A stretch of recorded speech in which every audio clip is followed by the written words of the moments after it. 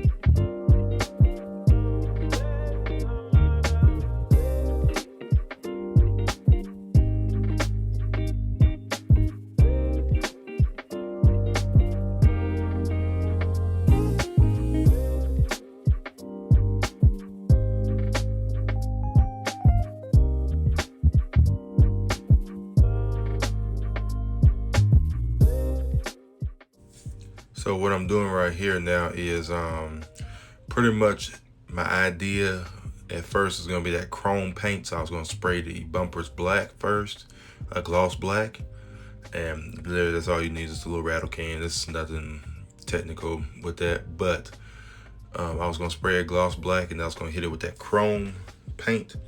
But we pretty much ran out of time as far as with the painting of this here. But then I got to looking at the truck with the bumpers black, and I said that looked pretty good, so I just left it at that there. And I'm just using my little air blower, which is a battery Milwaukee one. Well, T-Move air blower with a Milwaukee battery, but it does good for the little small areas. But just doing the front and the rear bumpers. Don't worry, y'all, if y'all get that black on that white. Like I said, we're finished sanding it down and put the single stage, and it should do just fine.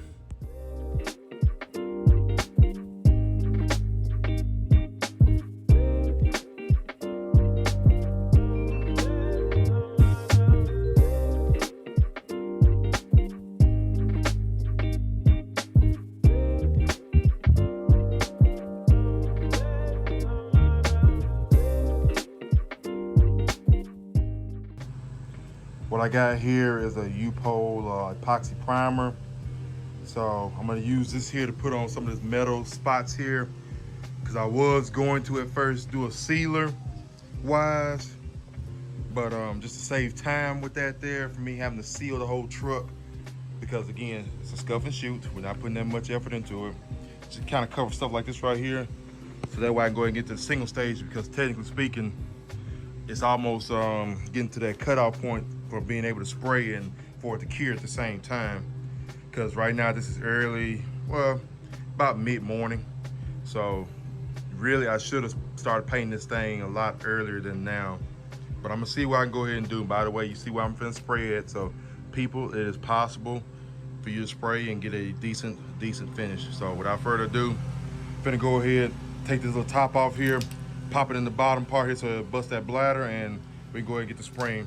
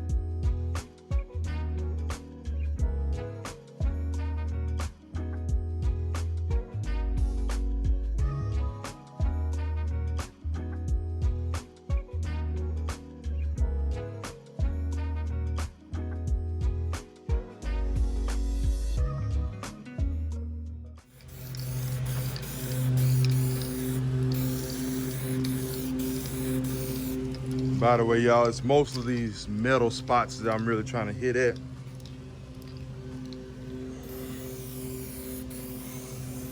Really just the spots where the metal is exposed. That's really what I'm just trying to mostly hit there. Because let's face it, you're not gonna prime this whole truck with just one can. But main thing, you just hit the spots with the metal. That's gonna give the paint a better chance to stick, because the rest of it is still somewhat of a sealer or something from the factory there. So at least you got that, at least.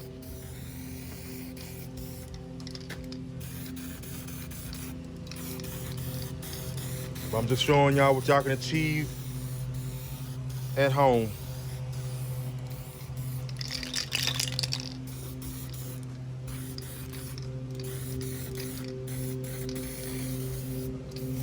No! We're almost out.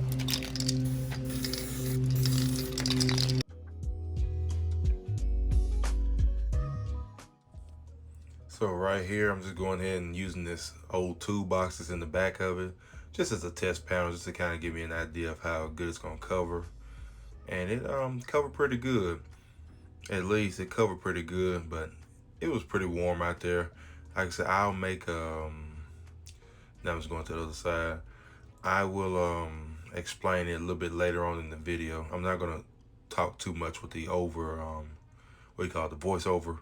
I'm just gonna let y'all enjoy the paint time and transformation.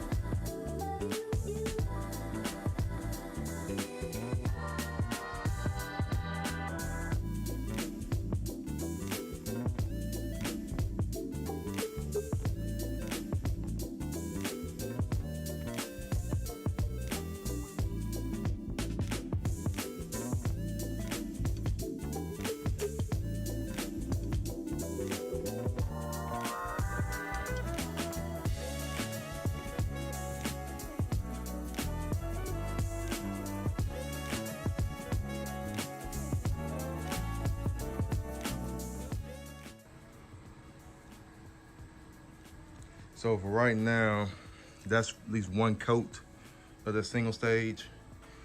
I'm not too happy because it seems like it's drying too fast. And so I don't know if I need to slow down. That's probably what I'm gonna have to do as far as with the next coat. I'm gonna slow down. I'm gonna see if I can try to, you can see right there. Yeah, that's not good. It looks decent from a distance, but when you get closer, it just really don't look too good. So on this next coat of, not clear, I'm finna say that, but that's a backup plan just in case. On this next coat, I'm gonna play a little bench chemist. And what I'm going to do is, I think what I'm gonna try to do is maybe either try a different reducer wise, because I got the reducer that came with the kit, which is right here. Where is it at? Right here. Reducer, so high temp above 80 degrees Fahrenheit, which is well over that today. So I didn't see no extra slow, so that's why I said I'm probably gonna try a different reducer with that maybe, and see how that works. And second of all, try to add a little clear in it as well too. See if I can try to recover a little shine there. Cause to be honest with you, I'm gonna be on the hunt now for a 1.4 tip, because that 1.3 is okay, but it's almost like it just needs to give me just a little bit more. Cause I remember I used to be one of them painters or beginner painters. Like I said, I'm a body man before anything else, but I can paint a little bit. Beforehand, I used to be one of the ones that like to sit there and look at the paint go down. But as I got a little older, feet started hurting, back started hurting, knees started hurting. I said, yeah, I ain't got time to be sitting there looking at the paint go down. Hurry up, get on there, and I can look at you afterwards. So I think I'm gonna be on the hunt for a little 1.4 tip, and we'll just kind of go from there, really. Otherwise, it's decent. It's decent. I'm not gonna say that the Summit single stage is the, how you call it, revolutionary paint that's on the market, but I'm gonna say it'd be good enough to get your project done, though. But till then, I'm gonna go ahead and play a little bench chemist here in a minute. Let this kind of flash off and dry, and do one more coat. And if I have to, I got clear coat on for a backup plan. For y'all see the results. So I'm gonna do the single stage right here. I'm gonna try to see if I can find an extra slow reducer somewhere in my stash. And if not, I might just try to, I don't know whether to over reduce it, maybe. I'm gonna just see, but I'm gonna just kind of bank on, I'm gonna go ahead and bank on the extra slow reducer. Once I do the extra slow reducer, add a little clear coat, just to try to see if we get a little more shine with it. Try to adjust my speed, and we're gonna just see what we got here. And again, you see it, we outside, shade tree painting, but I only got a certain amount of time. I'm really almost pushing the limit right now as we speak, because you're really supposed to be painting early in the morning. This is about midday, around 12 o'clock. I'm kind of really over the limit of what I need to be painting, but we're gonna go ahead and we're gonna do what we gotta do. It's not bad. Unfortunately, when I was trying to do the second coat there, it didn't lay out like I wanted to, so I had no choice but to use the clear coat. And so even then, the clear coat, it did decent. Got a couple little runs here and there. There's one right there. So I'm just being honest with you. And like I said, it's not the best, it's not perfect, but it's good. So I rate the Summit white paint there. It's good. It's good enough to get you what you need to do. Now I just left the bumpers black. I went ahead, unmasked those and just spray clear coat on them. But otherwise though, it's not bad. Like I said, it's not a bad finish, especially for out in the sun. It's imperfected, but it's all right. I can doctor it up and look just fine. It'll look just fine. Said that we'll do a little more doctoring up, because like I said, I'm not liking that there, but we'll do a little buffing and we'll get it good after that.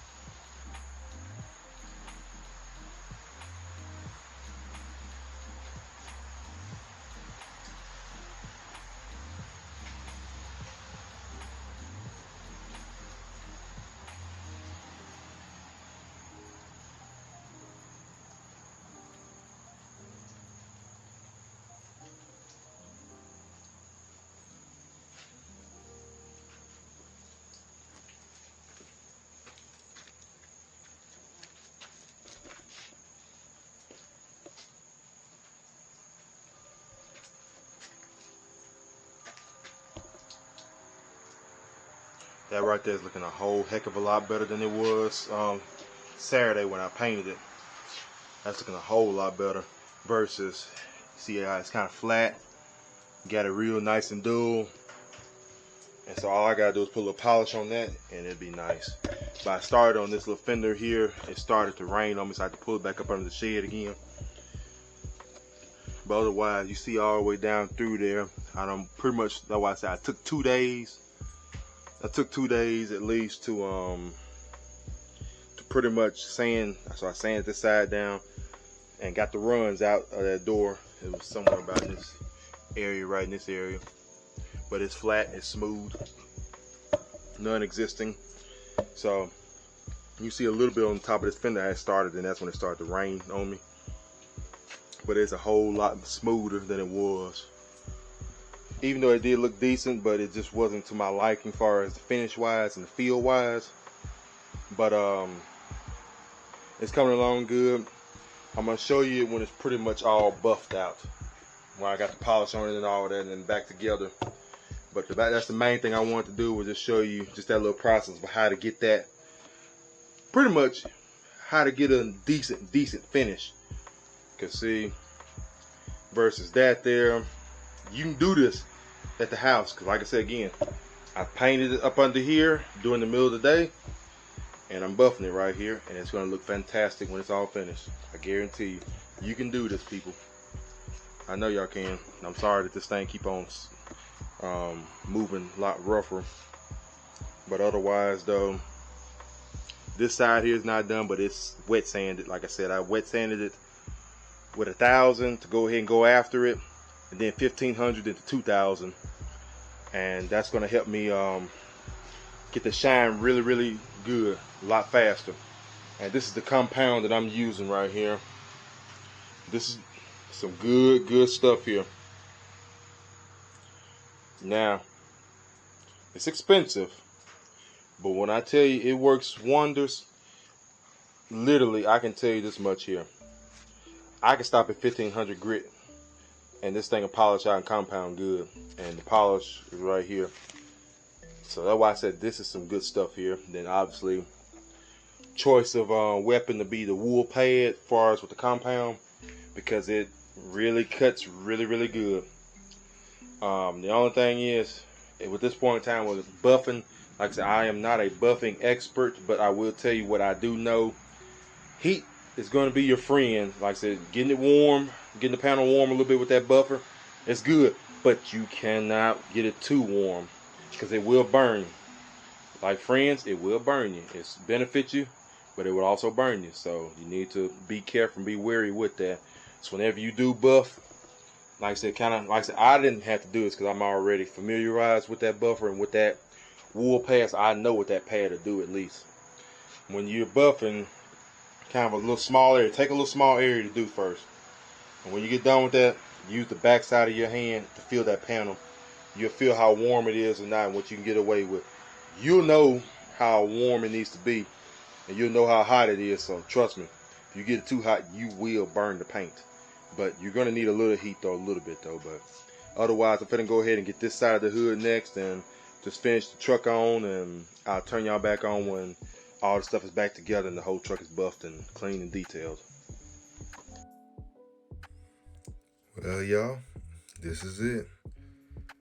After I got through buffing it, polishing, and then did a little mini detail on it, just cleaned the windows really good, put some tire shine, then up under the fender liners and the wheel wells, just sprayed some black up under there, because you did get some white overspray up under there, but it looks like a whole nother truck. Now granted, you do still see dings and dents in it, but it's a good 20-footer truck, basically. It'll be a nice work truck, where it's be pretty much presentable, basically. But like I said, I took the extra time with this here because I'm just not gonna send out anything with my name on it. So at least make sure that your worst job is at least decent. That's gonna be the take from this video. And the other take is, you can do this at home. You don't need no fancy booth. No, like I said, I got a portable paint booth, but you don't need a portable paint booth either. It's just a little know-how, knowledge, and just a will to do it. but I know y'all can do it. Like I said, I hope y'all like the content. I hope it wasn't too long. And as usual, like, comment, subscribe, please share the video. I really appreciate your support. Till then, just stay busy and have fun and keep these old rides on the road shiny and running good.